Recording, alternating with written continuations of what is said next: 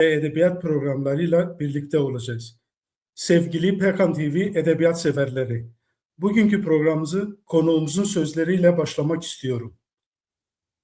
Konumuzun kaleminden dökülen ve aslında hepimizin içindeki o derin boşluğa dokunan bir hakikatle açmak istiyorum. Şöyle diyor, bir kalemle her şeyi yapabilirsiniz. Kanun çıkartabilir, insanları yargılayabilir, notalarla müziğe can verebilirsiniz. Ben oturdum, şiir yazdım. İçinde herkese yetecek kadar sevgi vardı. Çünkü bizi sevgi kurtaracak. Evet, bugün yamalı yalnızlıkların arasından süzülüp gelen, dünyayı kanunlarla değil, mısralarla, sevgiyle anlamaya çalışan bir ismi ağırlıyoruz. Yaşamın tüm keşmekeşinden şiirin naif limanına sığınan, kelimeleri birer yama gibi yalnızlığımıza işleyen şair, yazar Ömer Murat bizlerle. Hoş geldiniz. Merhaba, havali Murat, havali hocam, gel selam dikin. Navim min Ömer'e, başına ve Murat'e. Az ince ve atmedini, sal 1988 atmedini de. Asli min Ağrı'ya, halkı plekime. Zarokya meytavımı ki vura derbosu, ince ve derbosu. Her çeşitli buraya, az varsa güç kılın. Dengemeti, Dengimete hava. Brez Murat Kıra. Tamam. Serçava, serçara. Şaban başın. Sağ olasın. Durmalarında başı selameti. Spas başım tutukariha ji temaşvanın Pekan TV'ri bini noskirin. Ömer Murat kiye şu kıtarıya. Jiyana kaçava darbasta tutkazip kırtasi jimara bini zıma. Spas. Bəli, serçavim, bəli, serçavim. Tekrar merhaba juvara. Navim Ömer'e, baş navim Murat'e. Az ince batmadini sal 1988 batmadini de. Aslı min Ağrı'ya, aslı min Ağrı'ya. Halkı plekime, malbata plekime. Navim'de çiğe aslında, çiğe devran. Zaraktim vura derbosu, meytem gençlik amış vura derbosu. Meytem hoş bırakan, başı vura dışkılın. Meytem vura kan şunda az çime Niska Pazar Serberiya çime Kırgızistan İmanos Üniversitesi vura felsefe öğretmenliği bakan. Ne o işim arasında şu az başı derbosu Türkiye bu. Burada derbosu Erzincan Üniversitesi bu. Türkçe öğretmenliği burada devam kır. Orada işimi arasında bu. Ceza geçiyor. Meyteme hatta son değil. Ne bir göreceğiz işte bu az bana helbesti, bana romanı, bana edebiyatın ilgi alaka konu biri. Disa devam kır. Siyasal verimi Portekal helbest Nisan. Bir görece he dergi he roman çalışmam devam dike. Na az malbata Türkiye'ye gel selam dikim. Bana bir barnameci az Galaxy Post dikim. Amjiji bun otna ta perki hoş buni am spastari hatkini. Laha sürpriz ki meştarayı am tkazın havala me reji video ki bir ekranı. Ben serçayım. Galaxy Post dikim.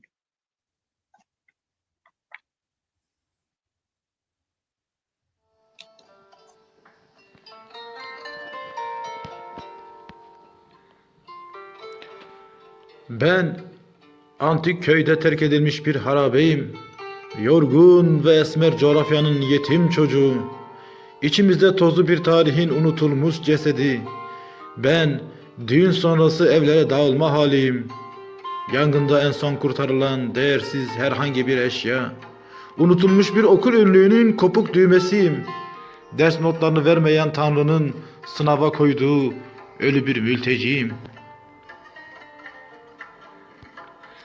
Ben en çok kendime varmak isterken kendimden vazgeçmişim. En çok kendime ihanet etmişim. Vurgun ve paslı bir demire su dökme çiğe. Ben demirden bir beden iken ruhum bir pamuk ipliğine bağlıymış. Ben en çok kendimi dövmüşüm.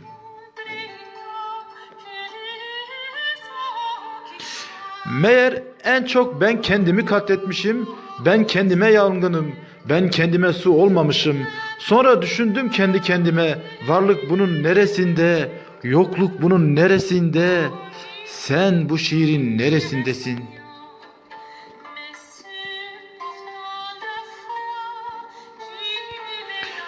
İşte olmuyor böyle yaraları sarmak. Her seferinde enfeksiyon kapıyor ruhum.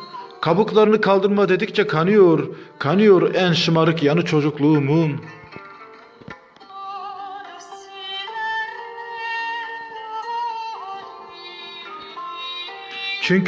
Çünkü sen benim en güzel yananımdın. 4 yanlışın bir doğruyu götürdü bu hayatta. Sen benim tek doğrumdun. Bana şiirler yazdıran tek gerçek. Seni sevmemek en büyük yalandı.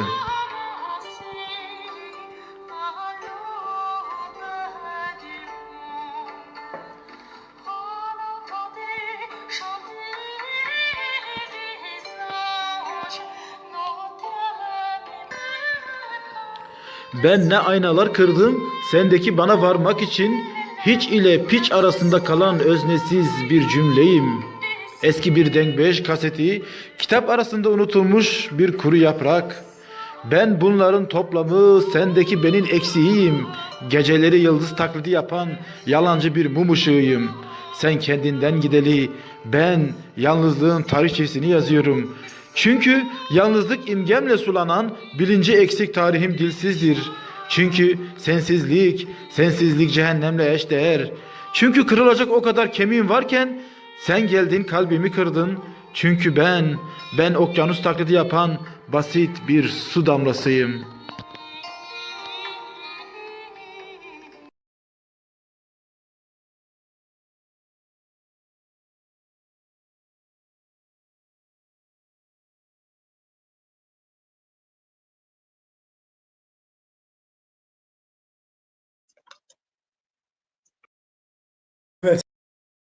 Evet, size böyle bir sürpriz yapmak istedik. Girişi bu şekilde başlattık.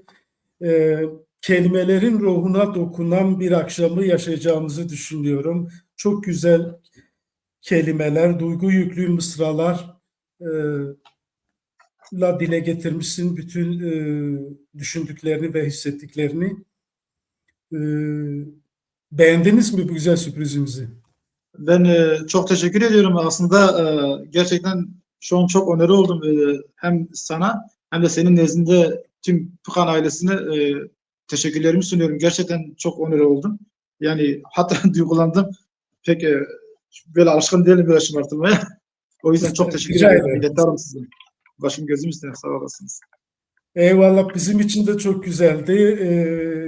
Ben hemen şey yapmak istiyorum. Brez Ömer Murat. Az önce açılış konuşmamı yaparken de e, çok güçlü bir cümlede ben oturdum şiir yazdım diyorsunuz. Bir kalemle dünyayı değiştirebilecek, pek çok şey yapabilecekken neden en zor ve belki de en savunmasız yol olan şiiri seçtiniz? Şimdi aslında gerçekten doğru söylüyorsun. Çünkü şiir biraz risk barındıran bir edebiyat dalı. Yani aslında insanlar roman yazarken daha geniş çaplı, daha iyi mesajlar gönderebilir. Bunu rahatlıkla yapabilir. Ya da bir heykeltıraş bir heykeli yaparken bunu daha rahatlıkla yapabilir. Çünkü kelimelerin gücüne ihtiyaç duymaz. Ellerin kabiliyetine ihtiyaç duyar. Ya da bir ressam bir tablo yaparken zorlanmayabilir. Çünkü zaten yetenekle ilgili bir şeydir. Şiir biraz daha bu işin riskli kısmındadır aslında. Çünkü kelimelerin güzel kelimelerin bir yan yana bulundurulması gerçekten de bu aynı zamanda ruhani bir şeydir. Sadece yani zekayla ya da yetenekli olacak bir iş değildir. Bu biraz da işten gelecek bir şeydir. O yüzden ben hep diyorum şiir gerçekten yazmak, şiir yani güzel şiir yazmak bana göre çok meziyetli ve çok uğraştırıcı, çok riskli olan bir edebiyat dalı. Şimdi şiir yazarken aslında şiiri ben her zaman şöyle düşünürüm. Şiir aslında bir bakış açısıdır. Benim neye nasıl baktığımla ilgili bir şeydir. Hani sonuçta şiir bir ayna değildir. Bakıp da kendini göremezsin. Atıyorum ben bir örnek vereceğim müsaadenle. Bir yağmur yağdığını düşünün. İnsanlar işte şöyle der ya işte yağmur romantiktir. Yağmurun altında işte E, güzel şarkı söylenir, güzel eğlenilir falan. Ben ise yağmurun bir garibanın üzerine nasıl düştüğünü, yağmurun aslında toprak damlı bir evden sızdığı zaman gece konduğu hayatını düşünür ve onu ele alırım aslında. Ya da insanlar Küçük İskender diyor ya işte siz şiir yazamazsınız çünkü siz yağmura su diyorsunuz. Yağmura su diyemezsiniz diye. İşte bu da bir bakış açısıdır aslında. Yani edebiyatçı kendi bakış açısını yansıtmak zorundadır. Hani başka bir örnek daha vereyim mesela. Bir çiftçinin gözünden bakalım mesela. Bir çiftçi tarlaya gittiğinde o tarlaya ektiği hasadın nasıl olduğunu merak eder ve yağmura şükreder. Ben ise şöyle diyorum hani bir toprak doğuracak bir esmer buğdayı ve esmer buğday bir umut olup umut ekip mutluluk pişme zamanında bir ekmek olup bir garibanın sofrasına düştüğü zaman o toprak olmuş olacak diye. Yani bu da bir bakış açısıyla ilgili. Hani aslında şöyle söylemek istiyorum. Şair ötekinin şiirini yazmak zorunda. Yani Kesinlikle evet çok yani bakış açısı çok önemlidir. Bu işte o yüzden şairler biraz daha yazarlara, biraz daha tiyatroculara göre biraz daha farklı oluyor, daha marjinal oluyor. Biz daima ötekinin şiirini yazmak zorundayız. Yani ben kendimi aslında bu konuda bir sorumlu hissediyorum ve şiirlerimi yazarken de buna önem veriyorum. Her zaman ötekinin şiirini yazmak için elimden geleni yapıyorum. kesinlikle zaten şiirlerinizi okuduğumuzda da kelimelere yeni anlamlar yüklediğinizi, yeni anlamlar giydirdiklerini biz de zaten görüyoruz. Bu bağlamda söz buradan açılmışken ben hemen şunu da sorayım. Sizin şiiriniz, o bahsettiğiniz kurtarıcı sevgiyi nerede arıyor? Şimdi kurtarıcı sevgi aslında ben belki kitabın arka kapağında da görmüşsünüzdür. Şöyle bir şey var. Şiirde herkesin şiirde belli bir imgesi vardır. Belli bir imgeyle şiir yazmak ister. Ben şiirde empatiye ve sevgiye çok önem veririm. Ve diyorum zaten bu dünyayı, bu düzeni, bu oturmuş ütopyayı sadece sevgi kurtarır. Sevgi kurtaracak insanların ise empati özelliğinin gelişmesi lazım. Yani empati yoksunu olan insanlar, kendini yerine koyamayan insanlar savaşı ister. Ölü sevici olur. İnsanı sevmez, hümanizmi sevmez. O yüzden ben mesela şiirlerimde sevgi ve empati imgelerini çok kuvvetli kullanırım. Ve her zaman da diyorum bu dünyada özellikle bu maalesef teknoloji dünyasında insanları sevgi ve empati kurtaracak. Başka da bir yolumuz ya, başka da bir yöntem yok yani. Yoksa daha savaşlar, kıyımlar olacak, zulümler olacak. Biz şiirle diyoruz ki sen bu savaşı çıkartmayacaksın. Ben barışı istiyorum ve barışın dilinde şiir yazıyorum. Meselemiz bu aslında. Bu da aslında hem şairin hem yazarın hem de diğer tüm sanat dallarındaki sanatçıların görevi olması zorundadır. Yoksa bu dünyayı değiştiremeyiz. Dünyayı değiştirecek tek şey de şunu diyebiliriz değil mi? Şiir barışa giden bir araç diyebilir miyiz? Araçtır ama çok kuvvetli bir araçtır. Hani araç derken bunu mesela şöyle söylemek istiyorum. Ben tekrar gene bir bakış açısıyla ilgili bir şey söylemek istiyorum. Biz hani bahardan bahsettik ya işte baharın gelişini falan işte insanlar baharı geldiği zaman sevinirler. Ben de diyorum ki ya bahar geldiği zaman ben de bir kardan adamın sesi olmak istiyorum. Kardan adamın eridiğini görmek beni üzüntülendiriyor. Çünkü kardan adamı güneşe aşıktır ama güneş doğduğu zaman kardan adamı erir ve kardan adamın erimesi güneşe olan aşkındandır diye benzetme yapıyorum. İşte bakış açısıyla ilgili ben bunu demek istiyorum. Hani bu düzeni de şairlerin ya da başka diğer yazarların ya da heykeltıraşların, ressamların bakış açısı iyiyse yani bakış açısı eğer insanlığa yönelikse, hümanizme yönelikse dünyayı kesinlikle daha iyi bir yere getirebiliriz. Yoksa dünya çekilmez bir hal alır. Ben onu da söyleyeyim size. Evet. Şimdi şeye gelmek istiyorum. Biraz Ömer Murat slaytta da gördük. Kitabınızın adı Yamalı Yalnızlık. Evet. Bu bağlamda şunu sormak istiyorum. Yalnızlık neden yamalıdır? İnsan yalnızlığını başka ruhlarla mı yoksa sadece kendi mısralarıyla mı yamalar? Bu konu hakkındaki düşüncelerinizi alabilir miyim? Aslında çok iyi bir yere bu Yamalı Yalnızlık ismini bana çok soran da oldu. Böylece en azından Pikan TV aracıyla bunu daha da geniş ele almak istiyorum. Şimdi Yamalı Yalnızlık veya da yalnızlık diyelim. Önce bir yalnızlıktan bahsedelim. Hani demiştim, her yiğidin bir yoğurt yiyişi vardır. Herkesin üslubu, tarzı farklıdır. Ben mesela örnek vermek istiyorum. Bugün Ahmet Arif bir özgürlük şairidir. Prangayı iyi kullanır ya da e, geleneksel şiiri iyi kullanır. Ya da Nazım Hikmet biraz daha aşkı sevdayı öne alır. Cahit Tarancı ölümden korktuğu için ölümü ele alır. Orhan Veli garibanlığı daha ele alır. Ben ise yalnızlığın hani bir handikap değil de yalnızlığın aslında bir lütuf olduğunu düşünüyorum. Yalnızlık dediğim zaman şöyle değil, işte Ömer, işte ben yalnızım, kimsem yok anlamında değil. Bunu bir kere önce bir belirtmek istiyorum. Kendi kalabalığımızda o kadar yalnızlık ki bizi hep sen sandılar, bizi hep hiç sandılar. Bakın, buradaki aslında tezat şudur. İnsan kendi milyarlarca insanlar arasında yalnız kalabilir. Bu yalnızlık bir nevi içe dönüştür aslında. Ben Ömer Murat olarak yalnız olduğum zaman bunu bir lütuf olarak görüyorum ve ben bu yalnızlığı bir handikap değil de kendi içime dönük olarak kendi sorgumu yapabiliyorum. Ben kimim? Yani insanlar neler yapıyor? Bu hayat düzeni nasıl bir düzen, nasıl bir düzen içinde? Bu insanlar nereye gidiyor? Bu hayat keşmekeşi nereye kadar devam edecek? Bu dünyanın bir sonu var mı? Bu hayatın bir devamlılığı ya da bir sonu var mı sorguluyorum. Yalnızlık işte bunun için çok büyük bir nimettir bana göre. Ama şöyle bir şey var. Bir de yamalı hali var yalnızlığın. Onu da ben açıklamak istiyorum. Bazen o kadar yalnız kalırsın ki ruhun paramparça olur. Lime lime olur. İşte orada biz ne yaparız? İşte ben şiir yazarak bu yalnızlığımı ifade etmeye çalışıyorum ve bu şiirle bu yalnızlığımı yamamaya çalışıyorum. Yalnızlığımı örgüyle ya da nasıl söyleyeyim, dikiş nakışla örüp yalnızlığımı tamir etmek istiyorum. Aslında yalnızlık bir nevi kendi ruhunu tamir etme çabasıdır. Bu da bir bakış açısıdır aslında. O yüzden hep diyorum, yalnızlık yeri geldiğinde bir lütuftur, bir handikap değildir. Milyarlarca insan arasında da olsam bazen yalnız kalmak kendine dönmektir. Hatta ben şöyle bir şiirim vardı. Ne yaptıysam başaramadım, ölümsüzleşti yalnızlığım. Bu çok güzel bir benzetmedi. Benim ilk dizemdir. Hatta başka bir yerden bir örnek vermek istiyorum müsaaden olursa. Tabii, lütfen. Umut Altınçağ Yitirilen diye bir şiiri vardır. Belki duymuşsunuzdur, bilmiyorum. Şöyle diyor.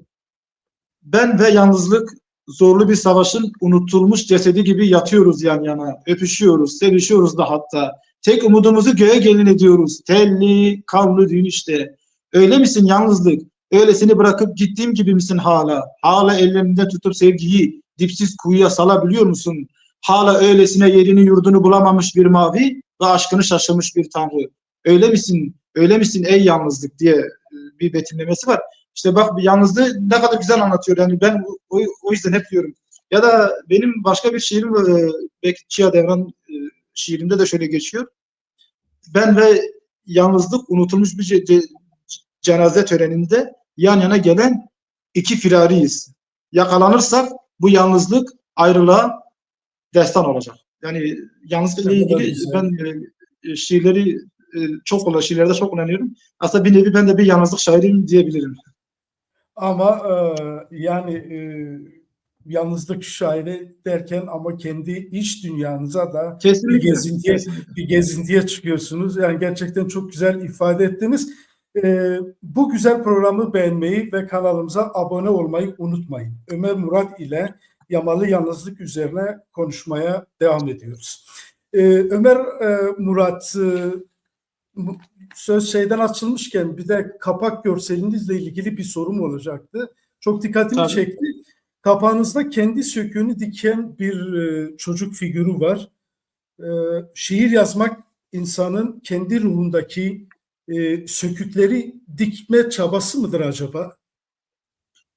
Şimdi ben bu kapak resmi için de özellikle bizim yayın evinin genel koordinatörü ve genel yayın yönetmeni Lokman arkadaşa teşekkür ediyorum. Bu resmi işte ben şiirimi anlatırken dedi ki ben senin bu şiirine böyle bir kapak uygun görüyorum dedi. Ve gerçekten ben de çok beğenmiştim bu kapağı. Şimdi bu kapakta şöyle bir şey var. Kendi ruhunu diken bir insan, yani insanların büyüdüğünü görüyoruz. Büyüyoruz. Ha. Şu an bile konuşurken ömrümüzden kaç saniye geçti kim bilir. Ya da bu program bitince ömrümüzden 2 saat daha gidecek. 2 saat daha gidecek ve yarın bir gün gidecek. Yani şunu demek istiyorum. İnsanlar büyüse bile insanların içindeki çocuğu öldürmememiz gerektiğini düşünüyorum. İnsan ruhundaki çocuk eğer büyümezse, çocuk kalırsa o çocuk o ruhundaki yamayı, o ruhundaki yalnızlığı, o ruhundaki lime lime edilmiş, parça parça edilmiş o hayal kırıklığını dikebilir. Yani çocuk aslında bizim ruhumuzu iyileştiren tek şeydir. Bu yüzden diyorum ki insan ruhu bazen zehirdir, bazen ab-ı hayattır. Zehri yapan yalnızlıktır ama ab-ı hayatı yapan da o söküğü diken çocuktur. İçimizdeki çocukluktur. Yani bu aslında çocukluk derken şey olarak, manevi olarak içimizdeki yaşayan çocuktur. Büyümeyen çocuktur. Ki biz o çocuğu öldürmesek eğer daha güzel, daha umutlu bakabiliriz dünyaya. Ben o şekilde böyle bir resmi arkadaşlar istedim. Sağ olsun o da çok güzel bir betimlemeyle resmi yapmış. Ona da selamlarımı iletiyorum bu arada. Evet, gerçekten çok güzel olmuş. Bu bağlamda peki ben o zaman şeyi sormak istiyorum sevgili Ömer Murat. Günümüzün bu sert, rasyonel ve hızla kirlenen dünyasında bizi sevgi kurtaracak demek bir şair iyimserliği mi yoksa tek gerçek çıkış yolumuz bu mu? Yani Bunu aslında içimizdeki çocuğu öldürmemek bağlamında bunu soruyorum. Teşekkürler. evet. Şimdi ben bununla ilgili bir şey söyleyecektim. Zaten iyi ki hatırlattım. Şey vardı. Pollyanna karakteri vardır bilirsiniz. Hani Pollyanna çok iyimserdir. O Pollyanna karakterindeki kahramanımız hep iyimser olmaya çalıştı. İyimser olduğu için de dünyanın sevgi eksenine yatağına döndüğü sürece dünyanın kirlenmeyeceğini düşünüyordu. Özellikle 2026 dünyasında diyelim, hani şu anki dünyamızda iyimser olmaktan başka bir çaremiz yok ki. Yani iyimser olmasam olacak. Benim bir kolum gitti diyeceğim ki çok şükür bir kolum daha var diyeceğim. Yani basit bir örnek görüyorum yani. Sadece bir şey değil. Ya da bir gözüm gittiği zaman çok şükür bir gözüm daha var diyerek bardağın boş tarafına ağlayacağımızda bardağın dolu tarafına şükredip sevgiyle ve umutla ve empatiyle daha da güzelleştireceğiz. Çünkü yani sonuçta bu noksanlık var değil mi? Yani şu an mesela atıyorum benim noksanlık, atıyorum ben sağlık sorunlarım var ve ben bu noksanlığı eğer çözümünü bulamıyorsam ben bu sorunla yaşamayı öğreneceğim. Aslında ben onu demek istiyorum. Şiir o yüzden çok önemlidir. Şiir kötü bir şeyin varlığını şükredip onu dizelere dökme şeklidir aslında bir nevi de.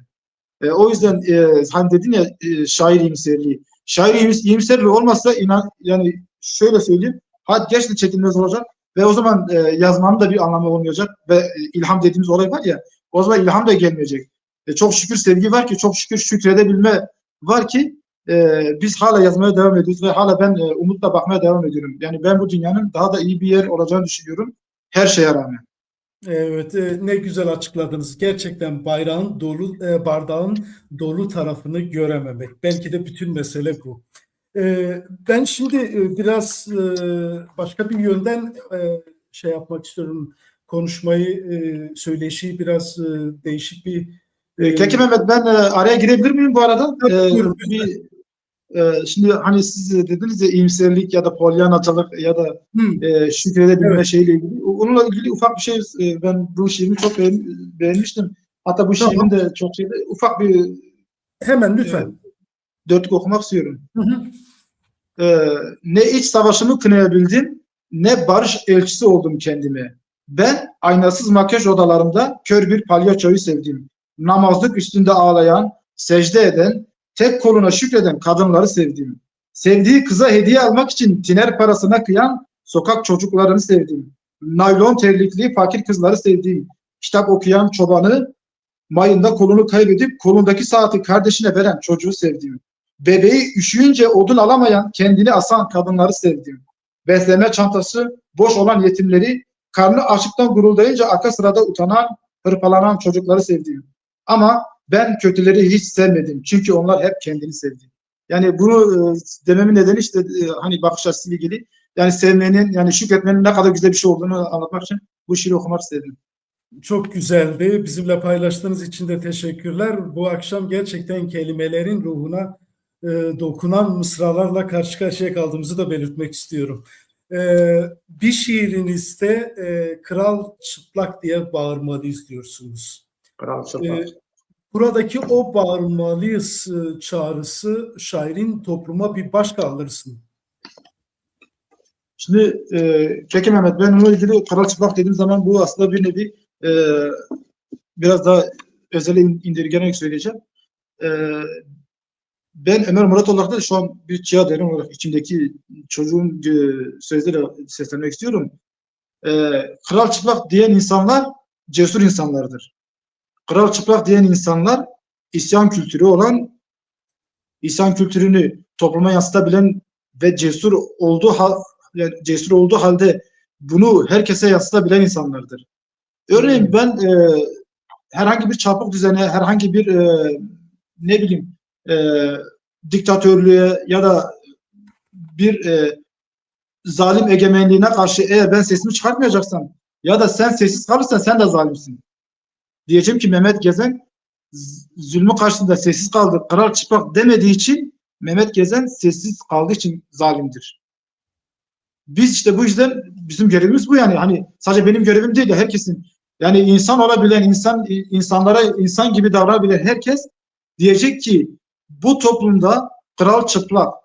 Kral halka zulmediyor ya da patron proletarya zulmediyor ya da ağa marabasına zulmediyor ve sen Yaşar Kemal'in İnce Mehmet'i gibi eğer bu düzene karşı isyan çıkartmazsan sen de zalimsin. Ben de seni uyarmam için ben de zalimim. Mesele budur aslında. Peki O yüzden bu her bağlamda hemen şunu Kral sormak çıplak. istiyorum. Ömer Murat, Tabii. cesaret işi dediniz ya. Evet, gerçekten öyle ama yani bir de şöyle bir gerçeklik de var yani. Şunu da sormak istiyorum. Bu kadar sessizliğin hakim olduğu bir dönemde bağırmalıyız demek riskli değil mi? Şöyle o zaman gece olduğu zaman gündüzü nasıl bekliyorsak ya da güneşi gördüğümüzde akşam karanlığın geleceğini bildiğimiz halde biz eğer o karanlığın varlığını şey yapmazsak demezsek yarın gündüz olacak, yarın güneş doğacak demezsek o zaman bizim yaşamamın da bir anlamı yok. O zaman uyuyalım, hep karanlığa gömülelim. Mesele ne de biliyor musun aslında? Mesele cesur olma meselesi de değildir. Mesele sadece sessiz kalmamak. Dilinle yapamıyorsan gözlerinle, gözlerle yapamıyorsan şiirinle, şiirinle yapamıyorsan resimlerinle, resimlerinle yapamıyorsan yanındaki ailendeki insanlara söyleyerek bir nevi sen bu düzeni, bu çarpık düzeni ve bu kralın çıplaklığını insanlara söylemek zorundasın. Bu bir görevdir aslında. Bu bir yani sorumluluktur. Sen bu sorumluluktan kaçamazsın. Ha dediğin gibi gerçekten de şöyle bir şey vardır. Sessiz kalmak bazen sana zarar vermeyebilir. Ama bir gün sen tek başına kaldığın zaman kimse sana yardım etmeyecek. Çünkü sen sessiz kaldın ya zamanında. Sen sesini çıkarmadın ya. Sen sesini çıkarmadığın için zamanında onlar için sesini çıkarmadığın için sen tek başına kaldığın zaman kimse senin için sesini çıkarmayacak. Mesele odur aslında. O Peki yüzden bu ama bağlamda hemen şunu sorayım. Sizin şiirinizde kral kim? benim şiirimde kral kim? Ben şöyle söyleyeyim. Benim şiirimde kral asgari ücretle işçisini ezen büyük fabrikatörler, holding sahipleri, sağlık sektöründe tüm sağlık birimlerinin üstünde olup ilacı fahiş fiyata satan tüccarlar, eğitimi özelleştirip fakir öğrenciye parasıyla okutmayan, zengini onun önüne geçiren büyük eğitim tüccarları onlar kraldır, çıplak krallardır. Ya da bu ülkeyi iyi kötü yönetenler de öyledir. Yani ben burada politik cevap vermek istemiyorum ama ya da şöyle söyleyeyim. Büyük toprak ağalarının marabasını yani nasıl söylesem böyle 2 günlük 2-3 kilo buğdayla çalıştıran zalim ağalar vardır. Bunlar da kraldır. Bunlar da çıplak kraldır. Yani sadece göreceli bir şey değildir. Yani ben şunu söylemek istiyorum. Mazlumu ezen herkes diktatör ve kraldır. Ve biz diyeceğiz ki kral çıplak, kral zalim, kral halka zulmediyor. Sessiz olmayın. Sessizlik şeytanla ortaklık demektir. Bana göre Peki tam olarak nedeni de daha da bir somuta indirgersek hangi yalanlara karşı bağırmamız gerektiğini düşünüyorsunuz? nasıl? Daha somuta indirgerirsek hangi yalanlara karşı bağırmamız gerektiğini düşünüyorsunuz? Şimdi şöyle bir kere öncelikle şunu söylemek istiyorum. Proletarya sınıfının, işçi sınıfının, öğrenci sınıfının, solcu sınıfının Yani daha doğrusu sosyalizmin tarafını tutan tüm halkların bu sessizliğe karşı şiirle, ressamla, resimle, atıyorum filmlerle, tiyatroyla ya da hiçbir şey bilmiyorsan yürüyerek, eylem yaparak biz buna karşıyız. Biz sesimizi yükseltiyoruz. Çünkü zalimin karşısında susmak dilsiz şeytanlıktır diye bunu söyleyeceğiz ve edebiyatçı da olsun, sanatçı da olsun, tiyatrocu da olsun, heykeltıraş, bak heykeltıraş bile bir heykelle bir zalimin portresini, bir heykelini yapıp işte bu adam zalimdir diye sanatını icra edebilir. Yeter ki isteyelim yani. Yani sadece halka bunu bırakmayalım. Halk belki de seni rol model olarak görüyor. Diyor ki Mehmet Gezen bana öncülük etsin ya da atıyorum Çiğ Devran madem ki o kadar bilinçlidir o zaman şiirleriyle bu zalimi, bu zulmü eden zalimleri dövsün. Biz de şiirle dövmeye çalışıyoruz. Başka yani yapacağımız biz kalemle yazıp kalemle döveceğiz onları. Sen başka bir şeyle onları döveceksin. Yani bu fiziki olarak değil. Notalarla dövebilirsin. Notalarla ya bildiğin müzikle. Müzikle de bir müzik çıkartırsın. Müzikle ben haykırabilirim diyebilirsin yani. Yeter ki isteyelim. Evet, gerçekten çok güzeldi.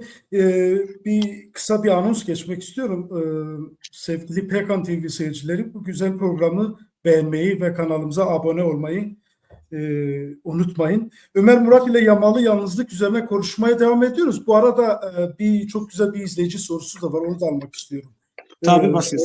Sayın Fırat Çevlik hem şükretmeyi hem isyanı nasıl değerlendiriyorsunuz diye soruyor. Şimdi güzel bir soru aslında. Bir insan bir taraftan şükrederken neden isyan edebilsin değil mi?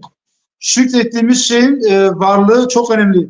Ben basit bir şey söyleyeceğim. Bugün ben çok şükür sağlıksal olarak atıyorum mesela. Çok iyiyim. Ama sağlıksal olarak iyiyim diye de sağlığı kötü olan bir insana yapılan haksızlığa karşı da isyan çıkartmak zorundayım. Yani mesele budur aslında. Ben bir Pollyanna iyimserliği üstünde var. Ama ben aynı zamanda anarşist bir insanım. Ben hep diyorum bunu. Ömer Murat ya da Ömer Murat'ın içindeki Çiğ Devran anarşisttir. Ömer Murat iyimserdir. Ömer Murat iyimser olan şiirini yazarken bir de isyancı olan tarafını, düzene karşı olan tarafını da söylemek zorundadır. Biz iyimser olan tarafımızı insanlara, halka, mazluma söyleriz.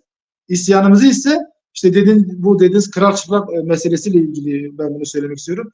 Zalimlere, büyük burjuva kitlelerine, büyük ağababalara, büyük toprak ağalarına, ki ben tüm toprak ağları, tüm burjuva sınıfı değil yani kötüdür demiyorum ama alt tabakayı dediğimiz alt sınıfı, proletaryayı, işçiyi, öğrenciyi, memuru ezen herkese de isyanımızı söylemek zorundayız.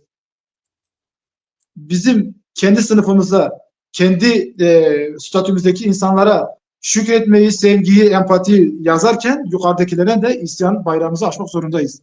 Yoksa o zaman yani su kirlenir. Su o zaman berrak olmaz. Ne yapacağız o zaman?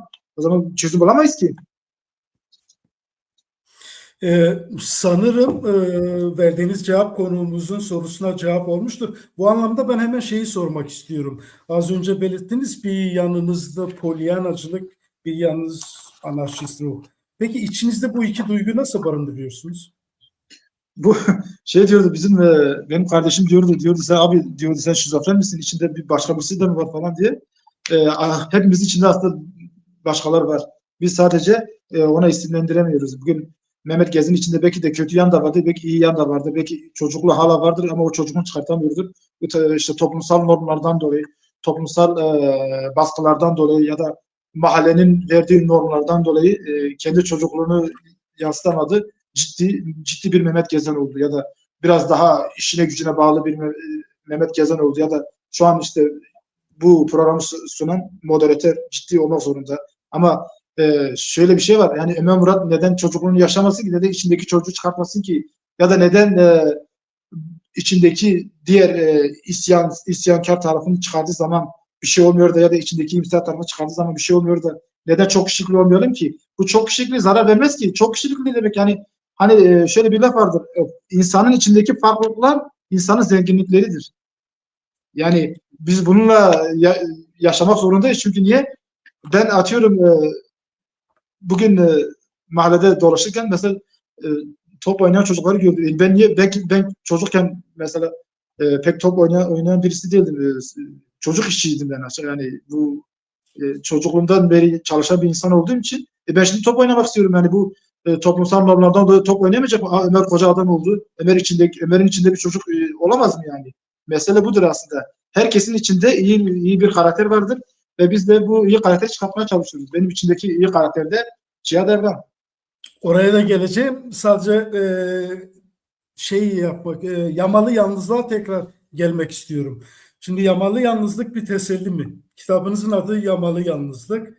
Genelde yalnızlıktan kurtulmaya çalışırız ama siz onu yamamayı seçmişsiniz. Bu bir kabulleniş mi? Yoksa insan dediğimiz varlık aslında kendi yalnızlığının sükûtlerinden mi ibaret?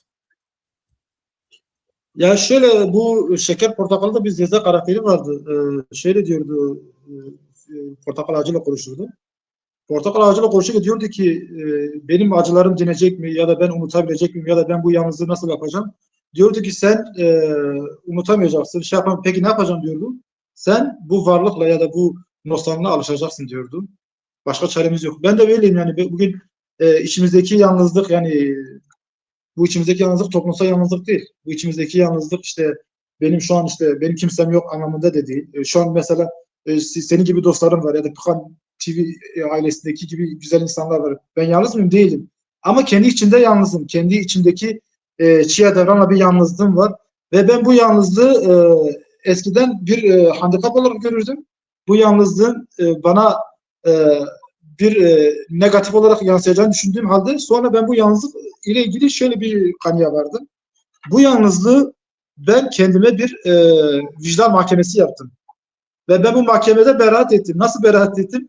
Kendimi sorguladım ki hayata karşı olan görüşümü sorguladım. Dedim ki Ömer Murat ya da Çiğ Devran sen bu yalnızlığı hak ettin. Bu yalnızlık artık bundan sonra sana ceza değil.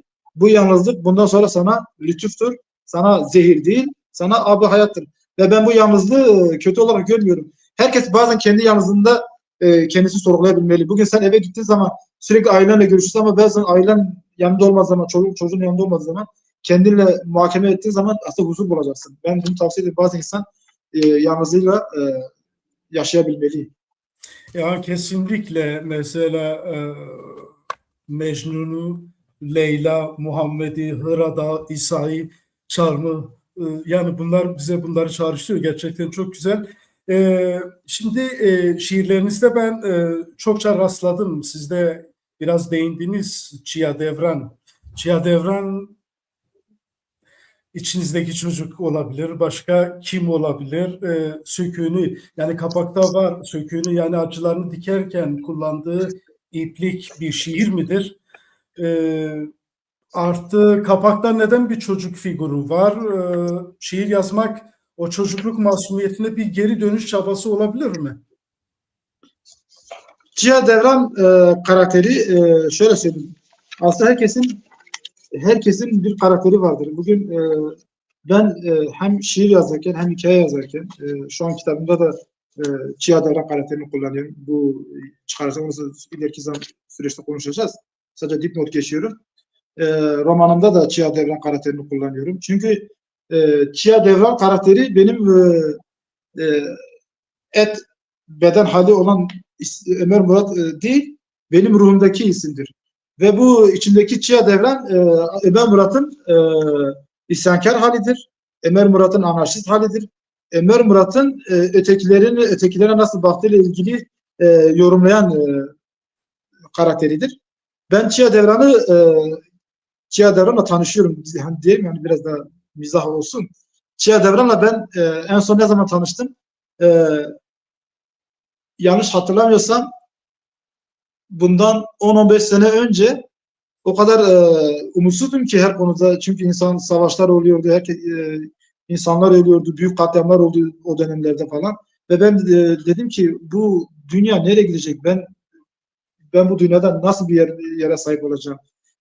Eğitim kötü, sağlık alanları kötü, ekonomi kötü, sosyal bir bunalım var, büyük bir sınıf farklılığı var. her şeyden en beteri de büyük bir insan ırkının sınıflandırılması var. İnsanlar sınıflandırılmış: Çerkez, Rum, siyah, beyaz, Suni, Alevi, işçi, patron. Ve ben o keşmekeşte, o hayatın keşmekeşinde kendimle yalnız kaldığım zaman, işte yamalı yalnızlık meselesi de buradan geliyor aslında. Kendimle yalnız kaldığım zaman içimdeki Chia Devran'la tanıştım. İçimdeki Chia Devran dedi ki, Ömer dedi, sen artık olaylara kendi bakış açısından değil, insanların bakış açısıyla bakacaksın. Empatik olacaksın dedi ve empati kelimesini de ben o gün Chia Devran sayesinde, içimdeki Chia Devran sayesinde öğrendim. Empati ile insanlara ses olmaya çalıştım. İşçiye ses olmaya çalıştım, öğrenciye ses olmaya çalıştım, ayakkabı boyayan çocuğa ses olmaya çalıştım, tinerci çocuklara, sokak çocuklarına, engelli özel kardeşlerimize ses olmaya çalıştım. Onları kendimi yerine koyduğum zaman dedim ki, Chia Devran, aslında hayat o kadar da kötü değil. Başkalarının eksikliğine şükredip kendi varlığımızı, kendi olan varlığımıza isyan etmeyeceğiz. Ve böylece ben Chia Devran artık benim içimde birikmeye başladı. Sürekli sorgulayan başka bir Chia Devran karakteri çıktı ve ben bu Chia Devran'la bize şiirler yazdım, güzel hikayeler yazdım. Hala da Chia Devran'la da arkadaşlığımı sürüyor. Kendi içindeki Chia Devran'la. Biz de gerçekten Chia Devran'ı bizimle tanıştırdığın için teşekkür ediyoruz. Şimdi bir şiirle devam etmek istiyorum. Bize bir şey söyleyebilir misin? Tabii şöyle, ben aslında şunu söylemek istiyorum. Aşine ile Chia'yı kesin sonra gene konuşuruz. Onu geleceğiz. Ben başka bir şey okumak istiyorum. Tamam.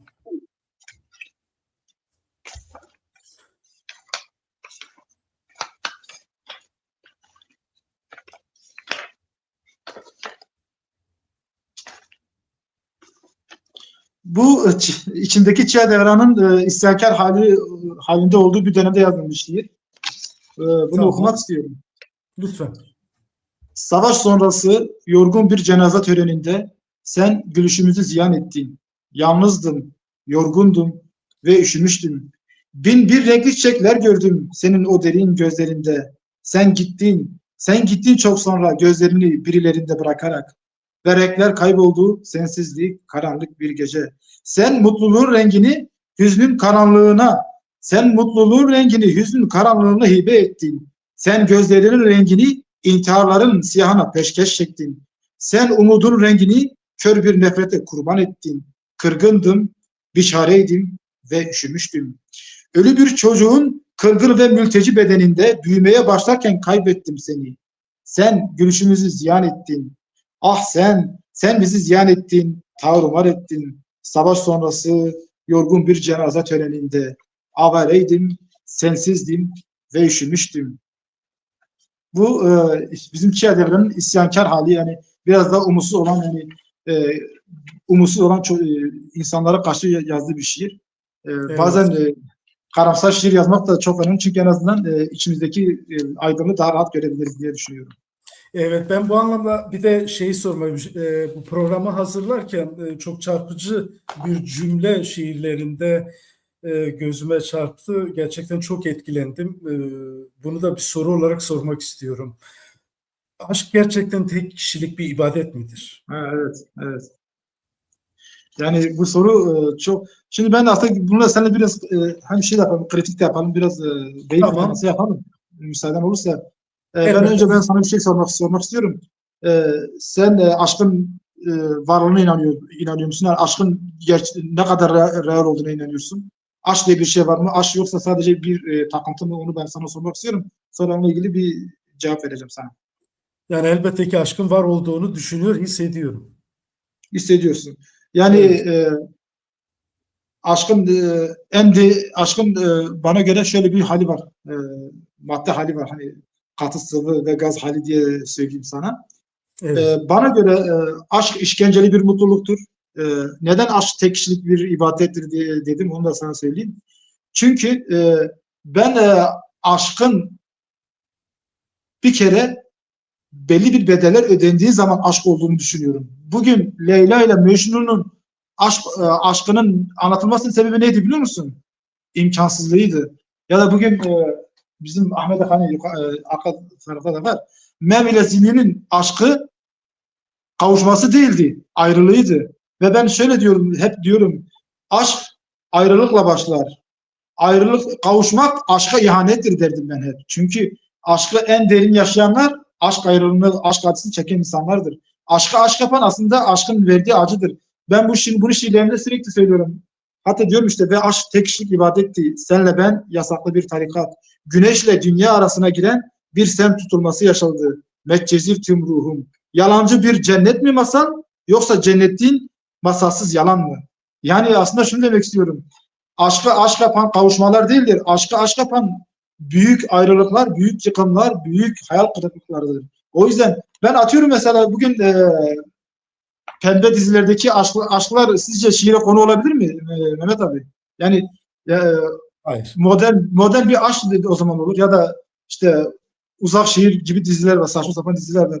O zaman gidin oradaki aşklara inanın. O zaman siz aşka hakaret etmiş olursunuz. Aşk, bana göre aşk işkenceli bir mutluluktur. Bugün Mem ile Zini aşkını anlatmak başkadır. Pembe dizilerdeki aşkı işte iki kişi işte öpüşüyor. Aman işte büyük bir sükse, büyük bir magazin haberi değerinde oluyor. O zaman biz aşkı basitleştiriyoruz. O zaman biz modern aşka inanıyoruz. Bu aşk değildir aslında. Bu sadece modern kültürün bize dayattığı saçma sapan magazinsel haberler. Gerçek aşklar Memül Zini'dir. Devleşil Adile'dir. Gerçek aşklar Fahri Tayran'ın gözünden bakmaktır. Gerçek aşklar İnce Mehmet'in yarinin acısıyla dağa çıkıp eşke yapıp bu zulme karşı isyanıdır. Gerçek aşk budur. Ayrılıklar aşka bir nevi ab hayattır. Kavuşmak aşka ihanettir. Bu benim kendi felsefem. Yani ben böyle düşünüyorum. Aşk algı hayattır diyorsunuz. Ne kadar Aynen. Bu da aslında benim bir bakış açım. Hani herkes aynı düşünmek zorunda değil ama ben böyle düşünüyorum. Evet. O zaman şunu sorabilirim artık diye düşünüyorum. Sizi böyle konuşturan, uğruna şiirler yazdıran aşina kimdir? Şimdi ben aşina ile ilgili bir şey söylemek istiyorum. Zaten sürekli hep söylemek istiyorum. İnsanlar söylüyor sürekli aşina. Kimdir bu aşina? Bu şeye biraz Ahmet Kaya'daki Koçarov kimdir, ya da e, Evet. bu hayali kahramanımız kimdir diye söylemişlerdi. Ben aşinayı 14 yıl 7 ay, e, yarın saat 7'de 14 yıl 7 ay 25 gün olacak. Yani saatine kadar ayrılık süremi bile biliyorum. Ben aslında aşinaya karşı bir mahcubiyetim var. Aşinaya karşı bir borcum olduğunu düşünüyorum. Çünkü gitme diyemediğim için, kal diyemediğim için o gitti, çok uzaklara gitti. Ve ben kaldım, o gitti. Hani giden mi çok üzüldü, kalan mı? Bana göre kalan çok üzüldü. O yüzden ben hep her şiirimde ondan özür diliyorum. Aslında benim ona yazdığım her şiir bir özür şiiridir. Ben aslında kendimi şiirle cezalandırıyorum. Kendimi şiirle terbiye ediyorum bir nevi. Çünkü aşinaya karşı büyük bir haksızlık yaptığımı düşünüyorum. Ona kal deseydim kalabilir miydi? Ya da öyle bir imkan vardı. Ben gitmesine göz yumdum. Hatta gitmesine yardım ettim. Bu benim en büyük hatam. Hadi şöyle söyleyeyim. Ben bir nevi sürekli aşinayla kendimi şiirlere vererek, hatta roman karakterlerinde bile bir aşina karakteri var.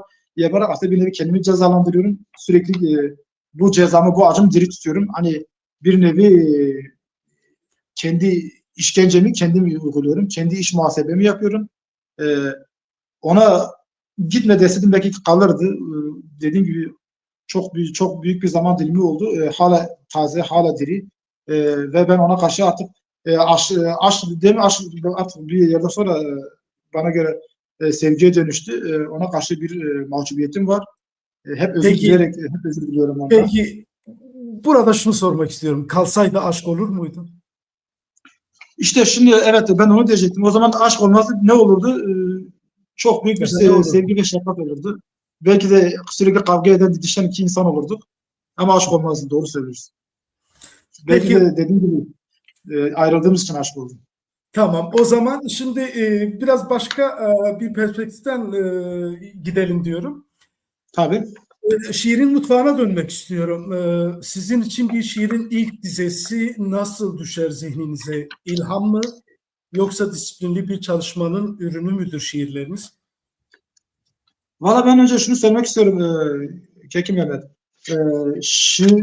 Şiir yazarken işte ben atıyorum benim canım sıkıldı. Ben şöyle bir şiir yazayım ya da ben aklıma çok güzel bir hikaye yazayım, şöyle bir hikaye yazayım ya da şöyle bir romana giriş yapayım diye oturmuyorum.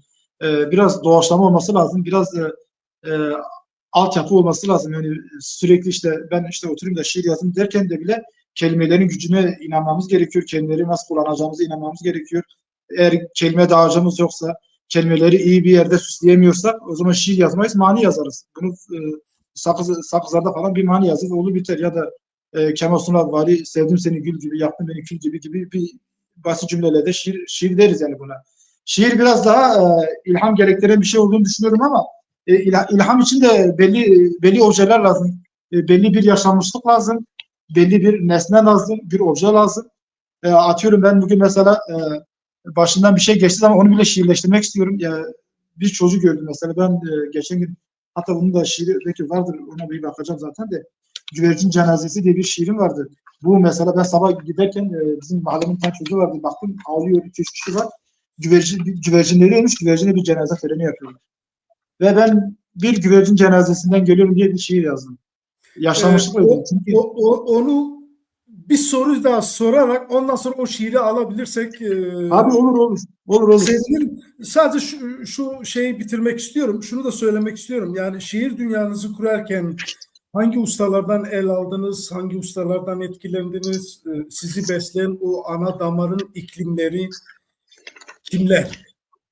Şimdi şöyle bir şey var. Ben rol model, biz buna aslında edebiyatta ya da günlük hayatta rol model diyoruz.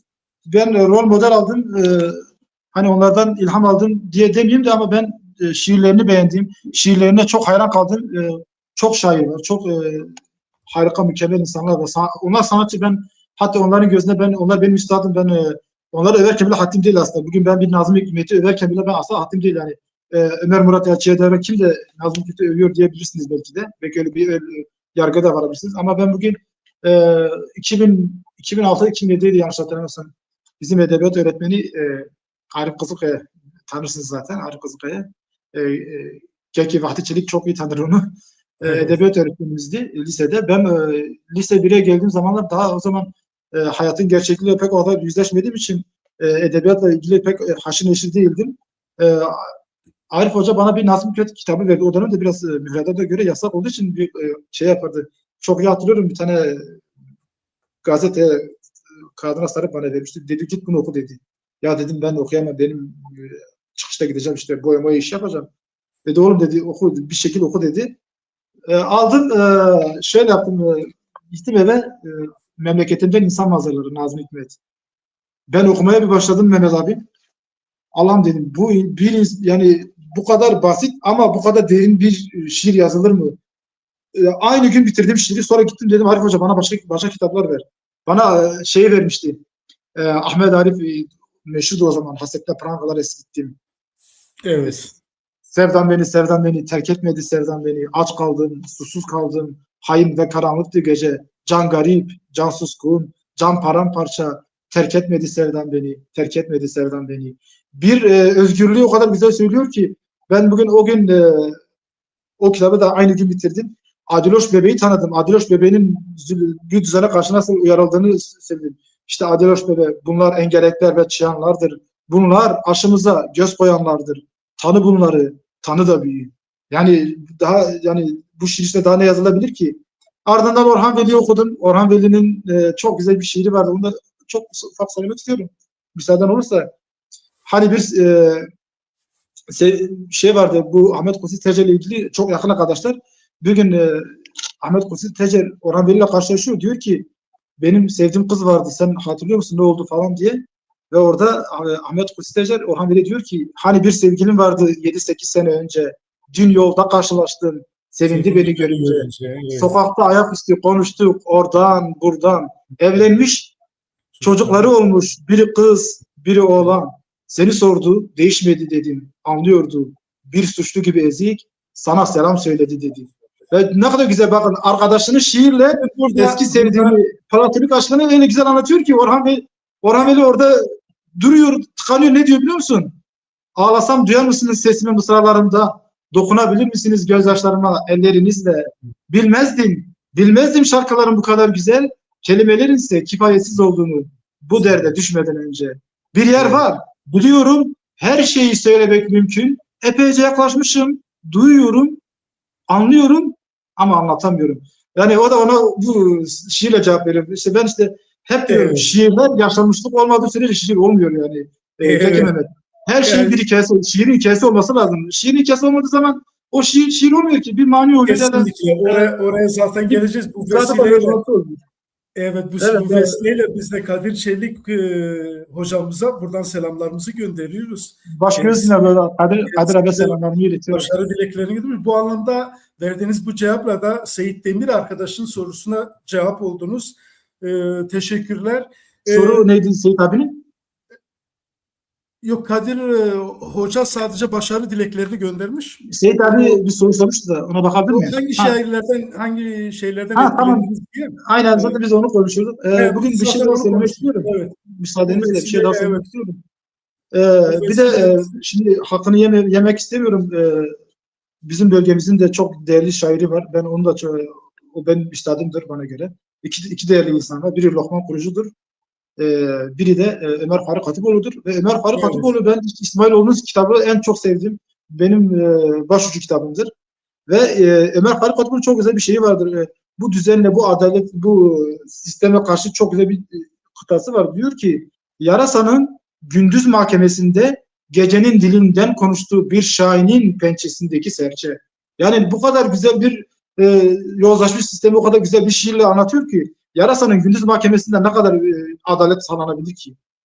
Ve bir şahinin pençesindeki serçe ne kadar kendini savunabilir ki? O kadar güzel işte yani o zaman dünya kitap bir şey yazma gerek yok. Birkaç şiir yazdınız mı yeterli oluyor aslında bir şeyler anlatmaya.